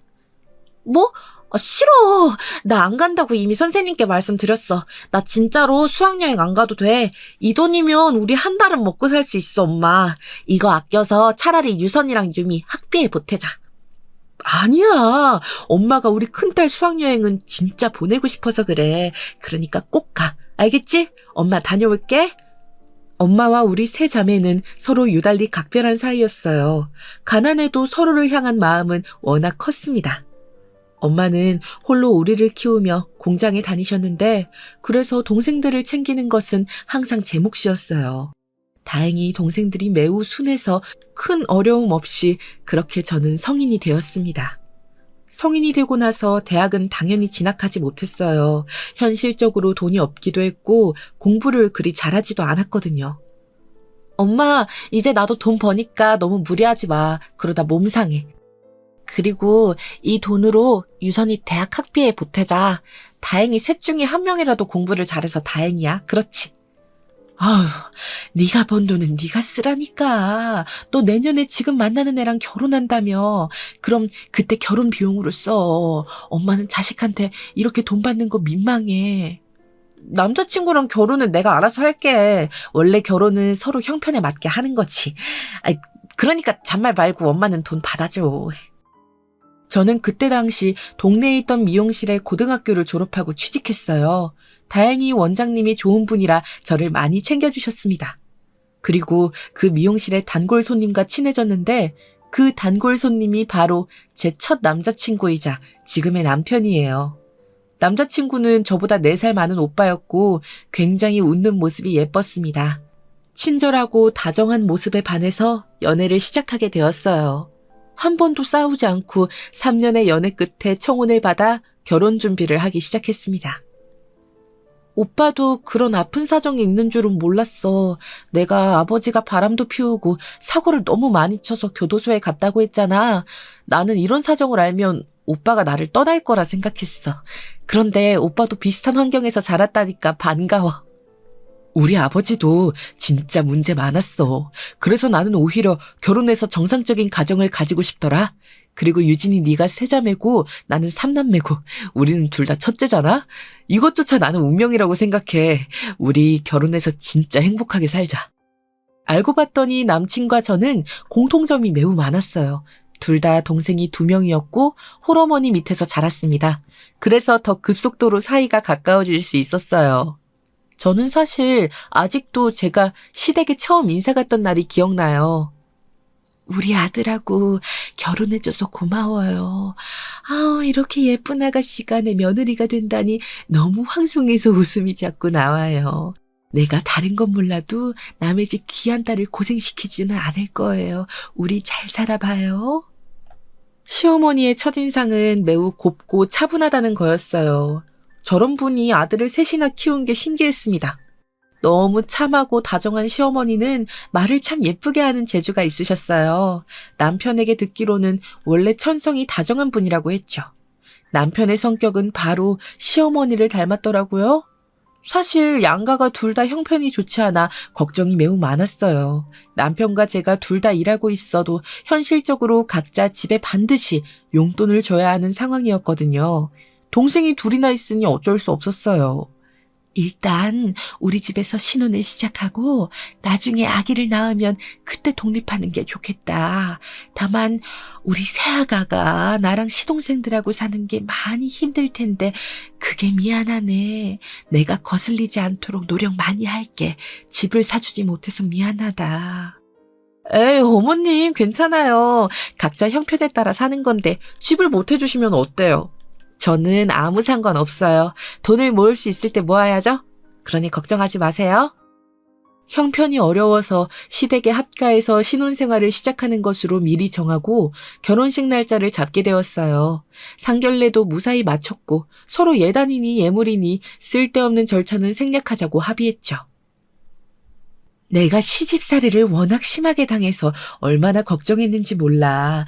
그런데 우리 큰딸 시어머니가 너무 좋으신 분 같아. 인상 자체가 선하고 고우셔. 저런 집에 시집 간다고 하니까 드디어 마음이 놓여, 유진아. 결혼 잘하는 것 같다. 엄마가 워낙 시댁공포증이 심해서 걱정을 많이 했는데 다행이야. 내가 우리 시어머니 좋다고 했지? 나도 엄마가 할머니한테 어떻게 당했는지 아니까 시집살이가 걱정이었어. 그런데 너무 좋은 분이라 결혼에 관해 확신이 생긴 거야. 엄마가 마음이 놓인다니까 내가 다행이다. 친정엄마도 나서서 좋은 분이라고 하실 정도로 괜찮았어요. 이렇게 무난하게 결혼식까지 얼마 남지 않은 그때였습니다. 정말 갑자기 우리 가족에게 슬픈 일이 생겼어요. 그건 바로 엄마가 공장에서 무리하게 일하다 쓰러지게 되었답니다. 어떡해. 우리 엄마 어떡해. 엄마 눈 떠봐. 괜찮아? 의사 선생님, 우리 엄마 수술하면 목숨을 살릴 수 있어요? 제발 살려주세요. 우리 엄마 평생 고생만 한 사람이에요. 높은 곳에서 떨어지신 거라 일단 수술을 급하게 해야 해요. 진정하시고 조금만 기다려주세요. 긴 수술이 될 것 같습니다. 혹시 모르니 마음의 준비도 하고 계세요. 굳게 닫힌 수술방 문을 하염없이 바라보며 저는 바닥에 쓰러졌어요. 엉엉 울며 의식을 잃은 엄마의 수술을 기다렸습니다. 그때가 결혼식이 단 2주밖에 남지 않았을 때였죠. 유진아, 새아가 괜찮니? 이게 다 무슨 일이야. 아이고, 사돈. 아가, 괜찮다. 내가 옆에 있어줄 테니까 너무 걱정하지 마. 다 잘 될 거야. 어? 시어머니도 소식을 듣고 바로 병원으로 와주셨어요. 옆에서 계속 제 손을 잡아주시며 위로해 주셨습니다. 그때 얼마나 저한테 큰 힘이 되었는지 아직도 감사할 정도예요. 마침내 수술실 문이 열리고 의사가 나왔습니다. 다행히 목숨은 살렸습니다. 다만 환자분 상태가 심각해서 회복하는 데 오래 걸릴 수도 있어요. 일단 병원에 입원하고 경과를 지켜보는 게 최선입니다. 아마 오래 입원하실 수도 있어요. 목숨은 살아있다니 다행이네요, 의사 선생님. 감사합니다. 정말 감사해요. 저는 엄마가 이대로 죽는 줄 알았어요. 다행히 엄마는 수술이 잘 되었지만 입원은 필수로 해야 하는 상황이었어요. 현실적으로 당장 2주 뒤에 제 결혼식이 있어서 그게 걱정되었습니다. 병원비도 만만치 않았고요. 아가, 유진아, 결혼식은 미뤄도 되지 않니? 나는 다 떠나서 제일 우선이 사람 건강이라고 생각해. 사돈 어르신 몸 상태가 우선이지. 나는 네 의견에 따를 테니 네가 하고 싶은 대로 하렴. 알겠지? 시어머니는 너무 감사하게 제 의견을 제일 먼저 물어보셨어요. 결국 저도 속이 말이 아니라 결혼식은 뒤로 미루게 되었습니다. 남편도 시어머니도 괜찮다고 하셨지만 참 죄송했죠. 그런데 저는 이때 아이러니하게 결혼을 꼭 해야 한다고 생각했습니다. 그 이유는 바로 시어머니의 행동 때문이었어요. 어머니가 여기 무슨 일이세요? 아, 새아가, 내가 사돈이 걱정되어 집에 있을 수가 없더라고. 너야말로 지금 일하는 시간 아니야? 내가 말했잖아. 병간호는 집에서 노는 내가 할 테니 너는 걱정하지 말고 일하렴. 어머니, 안 그러셔도 돼요. 사실 동생들한테도 이미 들었어요. 어머님이 몰래 반찬 가져다 주신다면서요. 집으로 불러서 밥도 먹이시고. 저는 어머님한테 해드린 게 아무것도 없는데 이렇게 받기만 해서 너무 죄송해요. 아유, 우리는 이제 가족이잖아. 가족끼리는 원래 이러는 거야. 그리고 내가 늘 말하지 않니? 사람이 먼저야. 내가 사돈 병간호는 책임질 테니까 세아가 너는 일해. 오늘은 어떻게 온 거야? 겨우 사정해서 잠깐 안 바쁠 때 짬내서 온 거예요. 병원비가 비싸서 차마 일을 쉴 수는 없잖아요. 항상 머리에 엄마 걱정이 가득했는데 어머님 덕분에 한숨 돌릴 수 있어서 얼마나 죄송하고 감사한지 모르겠어요.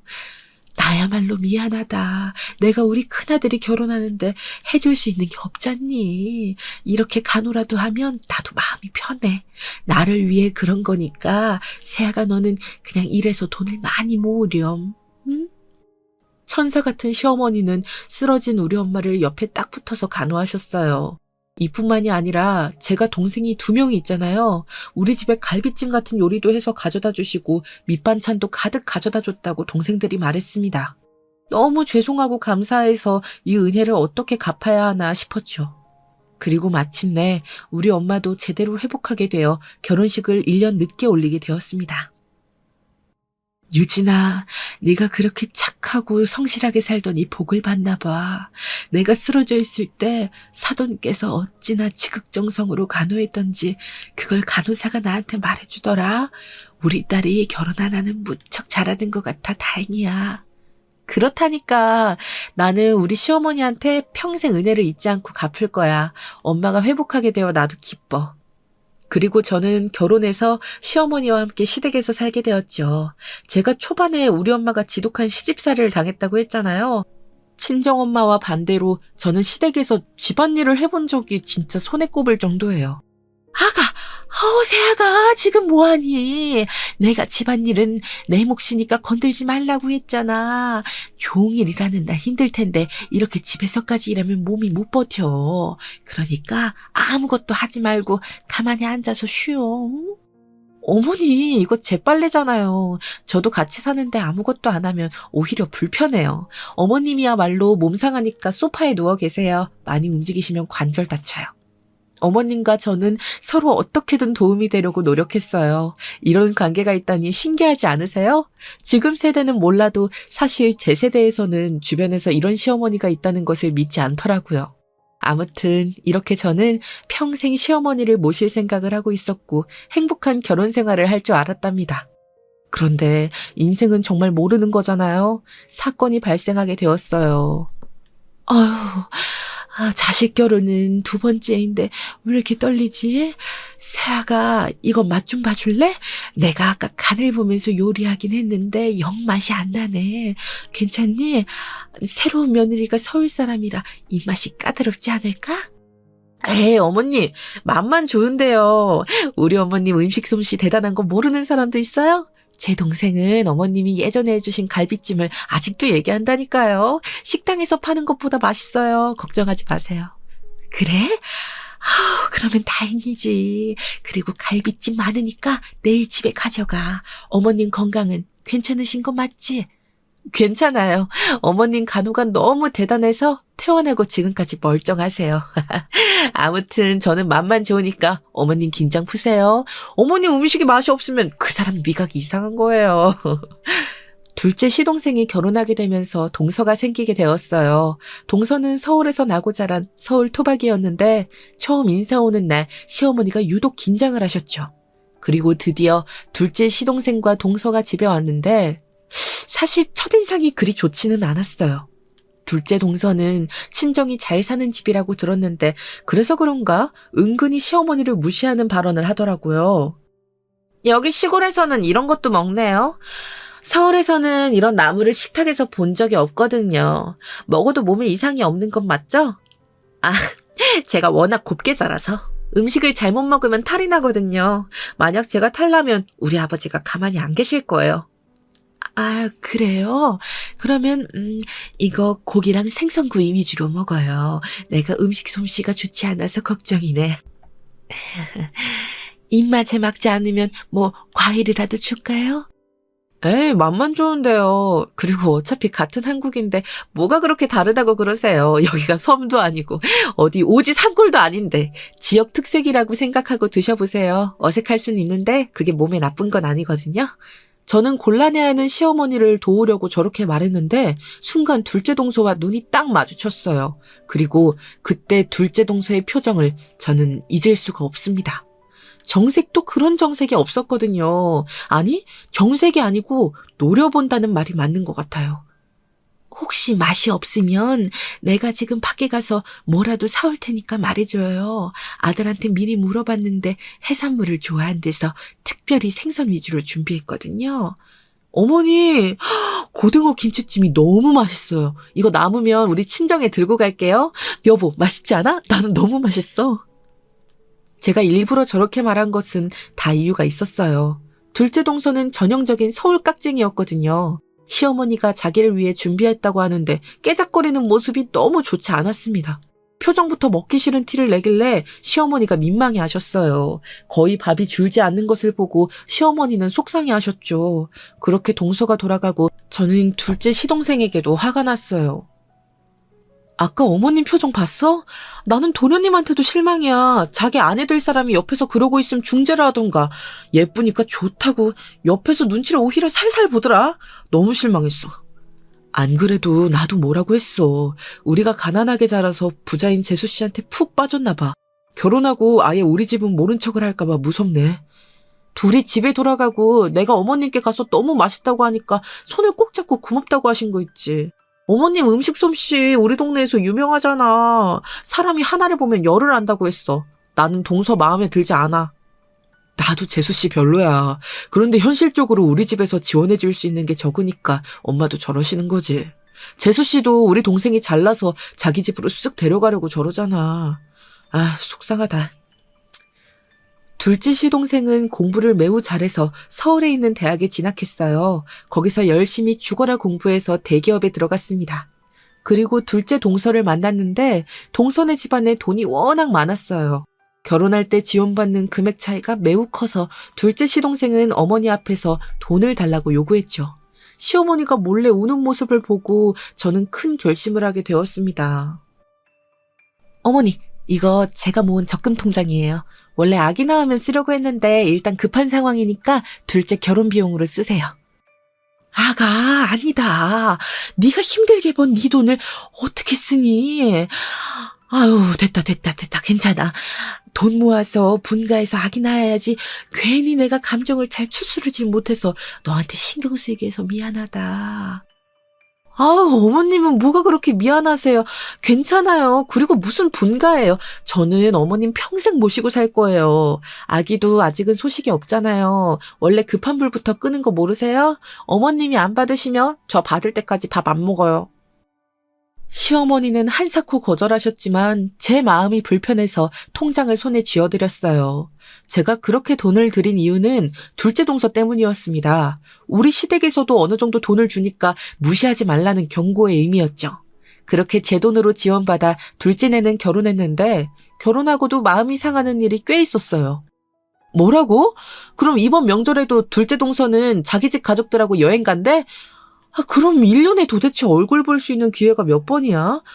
서방님도 처갓 사람들하고는 여행 가면서 왜 시댁엔 안 내려와? 동생한테 들으니까 그쪽 집에서 돈을 다 낸대. 딱 봐도 지금 재숙 씨한테 잡혀 살더라. 엄마도 속상해 하셨어. 돈 없는 게 죄다.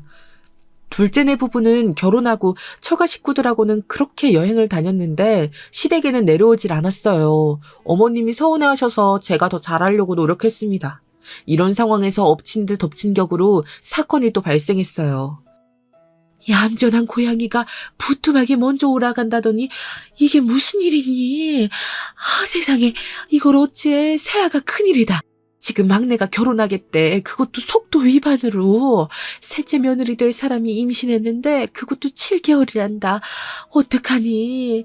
게다가 집에서 내놓은 자식이라 지원도 없대. 네? 그러면 어떡해요? 아니, 막내 도련님은 그렇게 조용하더니 혼자 이런 사고를 쳐요? 막내 도련님 게다가 군대도 안 갔잖아요. 그럼 어떡해요? 내 말이 그 말이다. 곧 군대 가야 하는데 아기랑 자기 마누라는 어떡하라는 거야. 게다가 막내 며느리는 갓 성인이래. 내가 미치겠다. 이걸 어쩌니. 이렇게 대책 없이 아기를 가지면 어떡한데요? 여보, 이걸 어떡해? 일단 그럼 갈 곳이 없으니까 우리랑 같이 살아야 해? 그렇게 조용하던 막내 도련님이 기어코 사고를 치게 되었어요. 갓 성인이 된 막내 동서는 딱 봐도 앳된 인상이었습니다. 고등학교를 자퇴했다고 들었는데 너무 딱 봐도 양아치였죠. 둘째 동서는 깍쟁이에 막내 동서는 양아치. 내가 미치겠어. 우리 시어머니 힘들게 살았는데 왜 이런 시련이 있는 거야? 그래서 지금 당장 내일부터 막내 동서가 시댁에 들어온대. 더 웃긴 건 뭔지 알아? 막내 도련님은 다음 달에 군대에 간다는 거야. 기가 막힌다. 사돈속이 말이 아니겠어. 네가 옆에서 잘 도와드려. 임신도 거의 아기를 낳을 때가 되어야 알리다니 보통 영악한 게 아니네. 막내 동서는 만삭인 상태로 우리 시댁에서 같이 살게 되었어요. 고등학교도 자퇴하고 가출해서 동네를 돌아다니다가 막내 도련님을 만났다고 하더라고요. 그래서 그런가 기본 예의 자체가 없었습니다. 어머님, 저 배고파요. 라면 끓여주세요.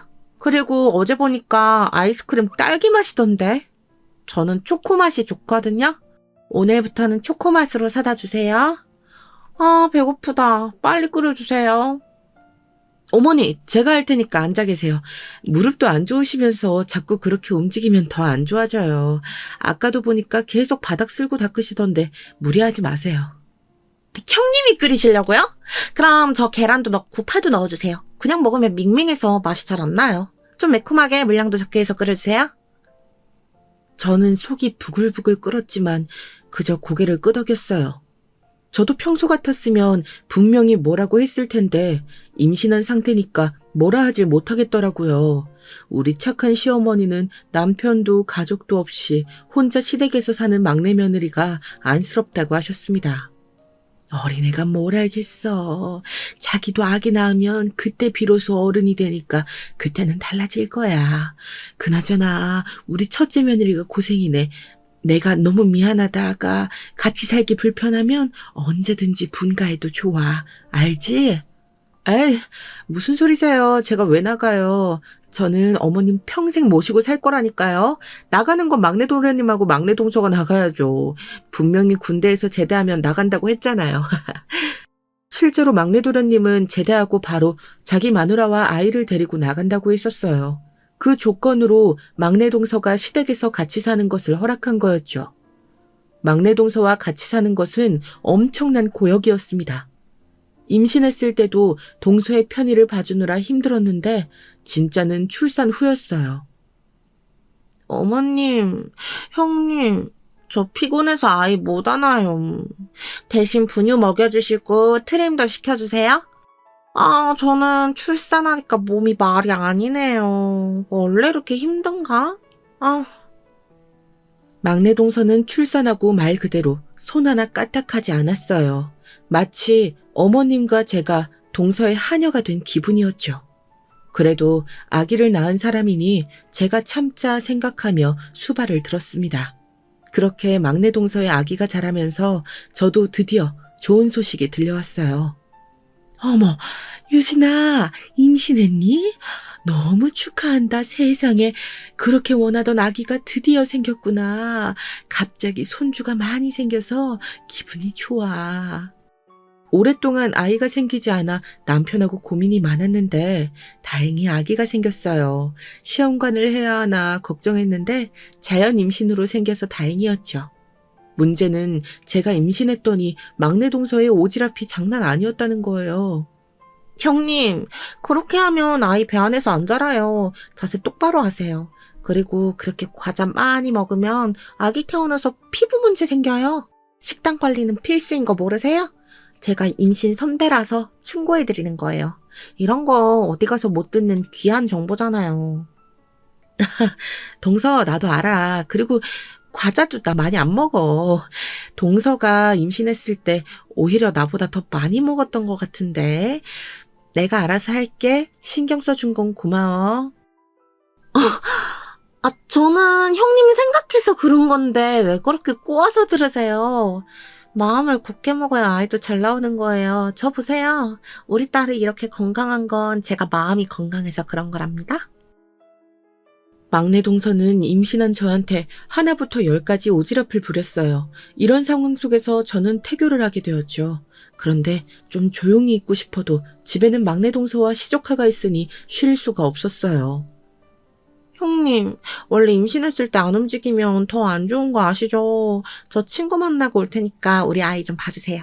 아이를 많이 봐야 나중에 더 키우기 좋잖아요? 동서 아기는 동서가 돌봐야지. 친구들 만날 때 데리고 나가. 이제 밖에 나가도 되는 개월수잖아. 나랑 어머님은 동서의 개인 베이비시터가 아니야. 뭐라고요? 형님은 같은 며느리면서 어떻게 그러세요? 안 그래도 저 되게 소외감 느껴요. 맨날 어머님은 형님하고 대화하고 저는 왕따 시키잖아요. 이러니까 제가 자꾸 밖에 나가는 거예요. 뭐? 동서가 하도 어머님을 부려먹어서 내가 어머님 신경 쓰는 거잖아. 그리고 동서 행동을 돌아봐. 내가 이상해? 나도 동서가 남편 없이 시댁에서 혼자 아이 키우는 거 힘드니까 충분히 편히 봐주고 있잖아.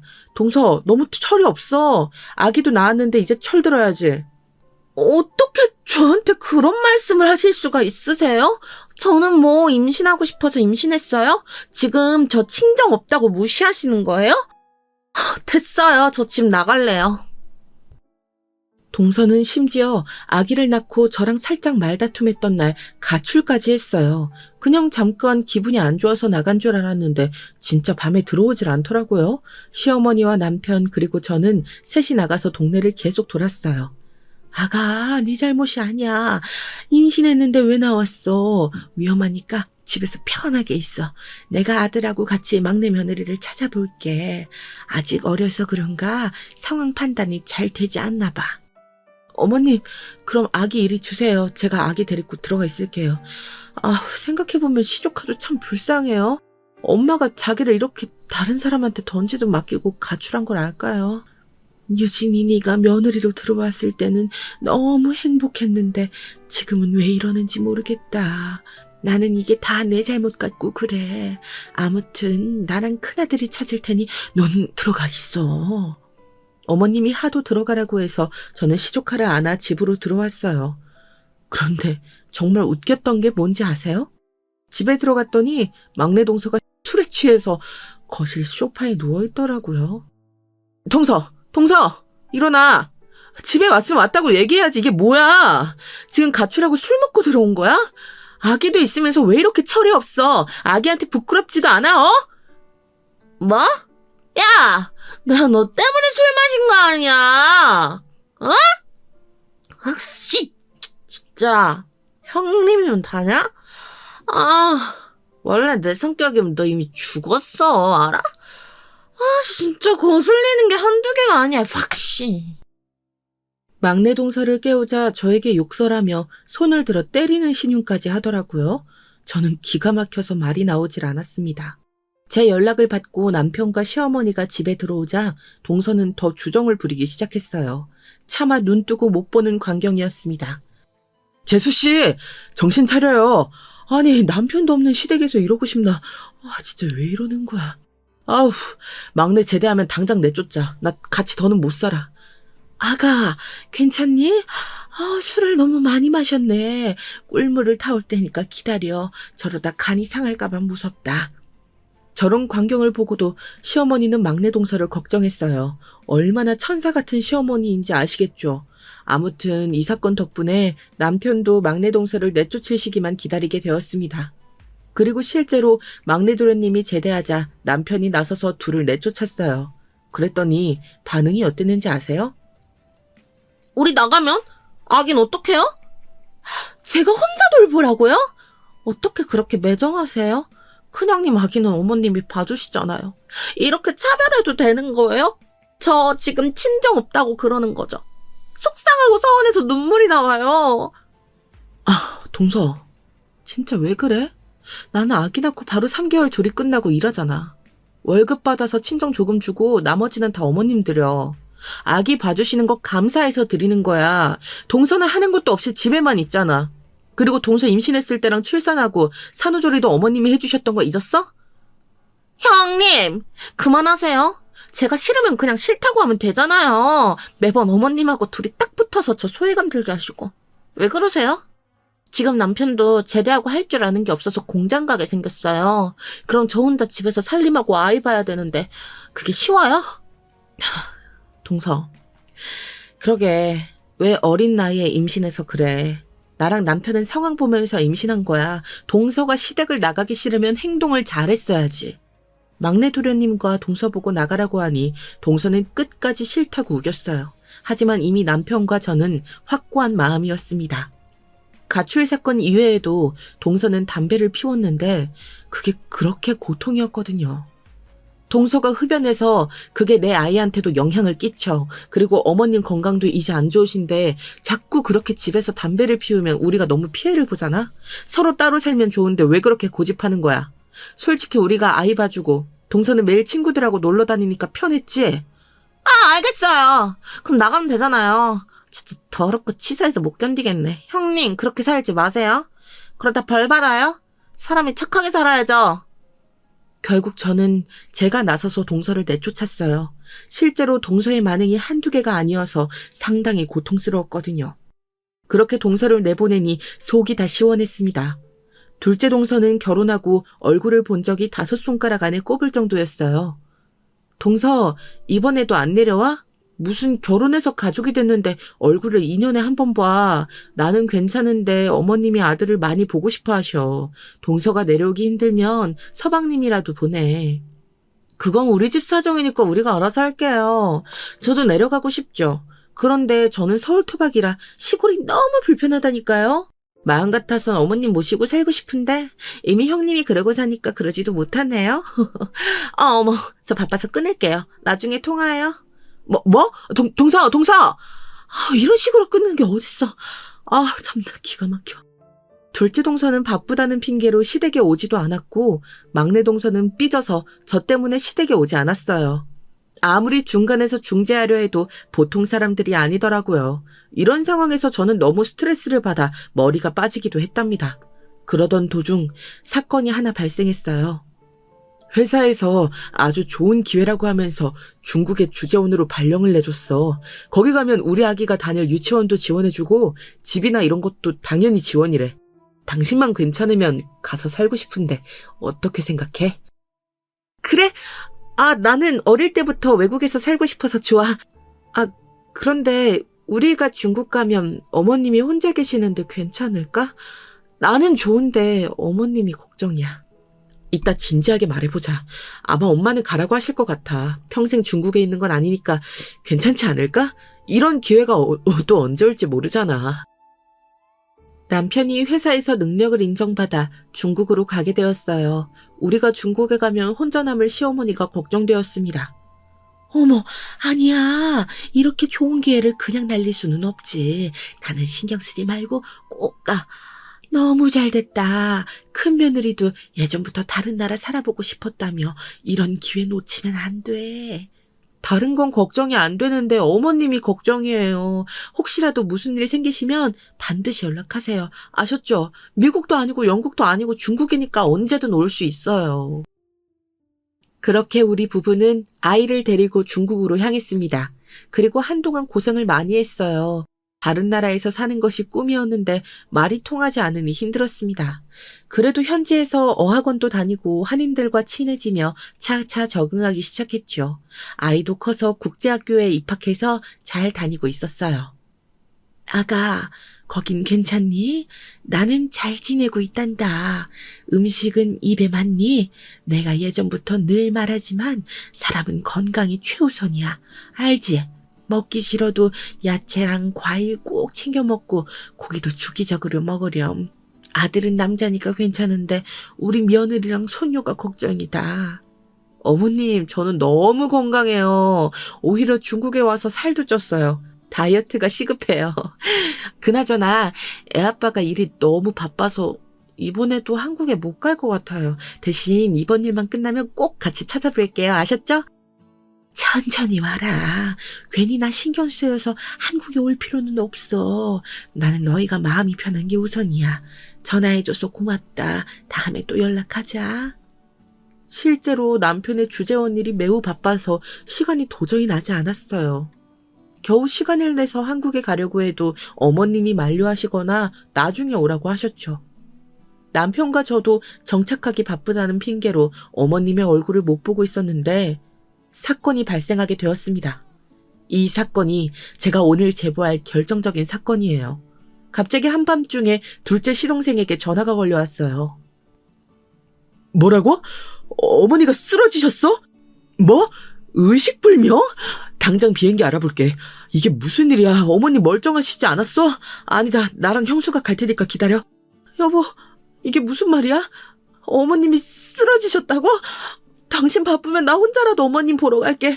아, 세상에, 어머님 어떡해. 의식불명이라니 어떡해. 나 지금 당장 한국 갈래. 어머님이 쓰러지셔서 병원에 입원했다는 소식을 듣고 저랑 남편은 급하게 한국을 가게 되었어요. 아무리 회사 일이 바빠도 어머니가 쓰러진 소식을 듣고 안 갈 수는 없었죠. 그렇게 병원에서 아주 오랜만에 시동생들과 동서들을 마주했습니다. 지금 환자분 깨어나실 때까지 옆에서 상주해서 간호할 분이 필수로 필요해요. 웬만하면 이럴 때는 가족분들이 계시거든요. 상의해서 한 분은 남으셔야 합니다. 의사의 말을 선두로 급기야 가족끼리 싸움이 나기 시작했습니다. 그런데 저는 동서들의 대화를 듣고 진심으로 너무 놀라서 뒤로 자빠질 뻔했어요. 난 못해. 우리는 서울 사는데 언제 지방에서 어머님이 깨어날 때까지 기다려. 저는 그럴 시간도 없고 그러고 싶지도 않아요. 어머님께 딱히 받은 게 없으니 당연히 저는 아니죠. 동서가 어머님 간호하는 게 맞지 않아? 지금도 시댁에서 같이 살잖아. 어머, 자군형님, 말씀 되게 섭섭하게 하시네요. 그럼 저는 뭐, 어머님께 받은 게 있나요? 우리가 같이 사는 것도 제가 모시는 거죠.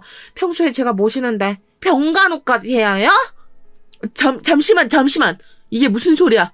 막내 동서가 우리 어머님을 모시고 산다고? 분명 분가해서 나갔잖아. 내가 중국에 간 사이에 무슨 일이 있었던 거야? 어머, 형님은 모르셨구나. 동서가 본인이 혼자 아이 키우기 힘들다고 시댁에 무작정 들어갔어요. 이거 모르고 계셨어요? 지금도 시댁 가보시면 아실 텐데 어머님이 혼자 집안일 다 하세요. 아마 그것 때문에 쓰러지신 거 아닐까요? 형님! 제가 어머님 말동무할 때 형님은 뭐 해준 게 있어요? 저는 그래도 가끔 어머님 모시고 병원이라도 갔지. 형님은 서울에서 얼굴도 안 보러 오면서 뭐가 그렇게 당당해요? 사람이 왜 이렇게 못됐어요? 뭐? 지금 말 다 했어? 어?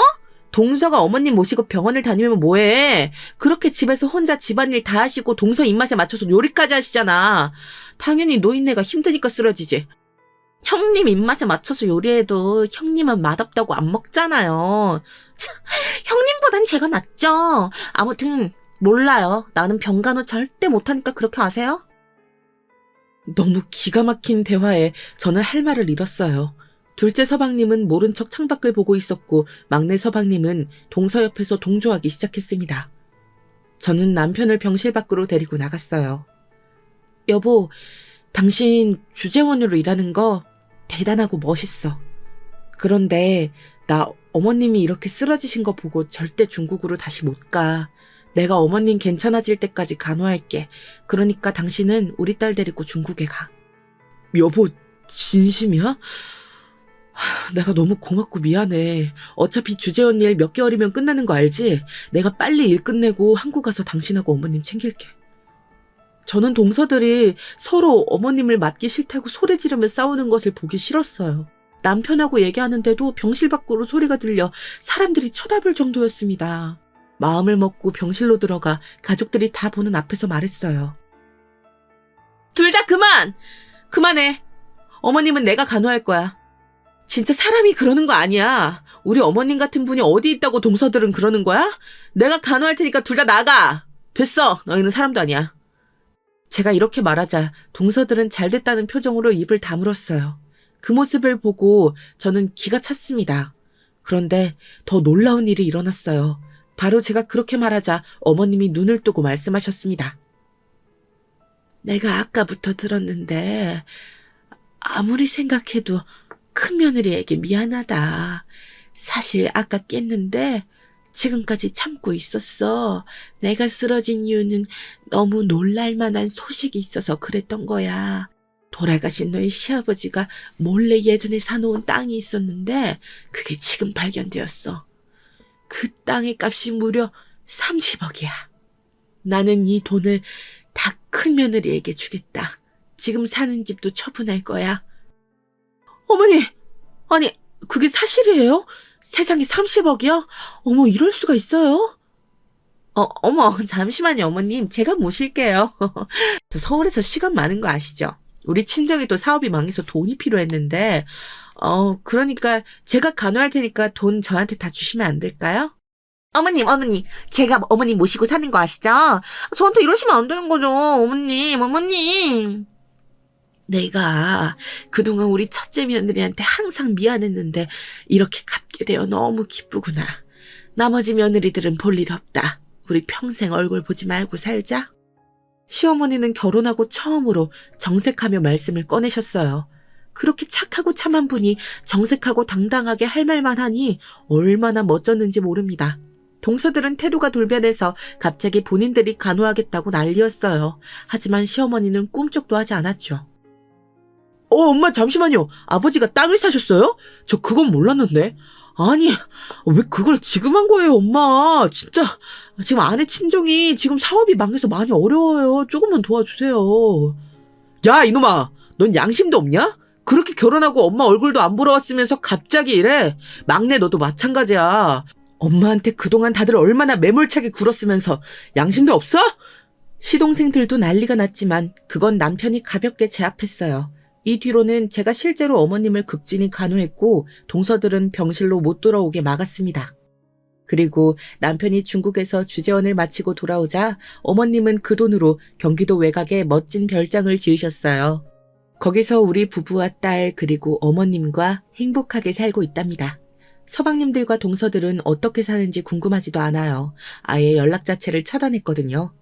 여기까지가 제가 준비한 사연입니다. 다들 재밌게 들으셨나요? 저는 어머님을 모시고 평생 행복하게 살려고요. 들어주셔서 감사합니다.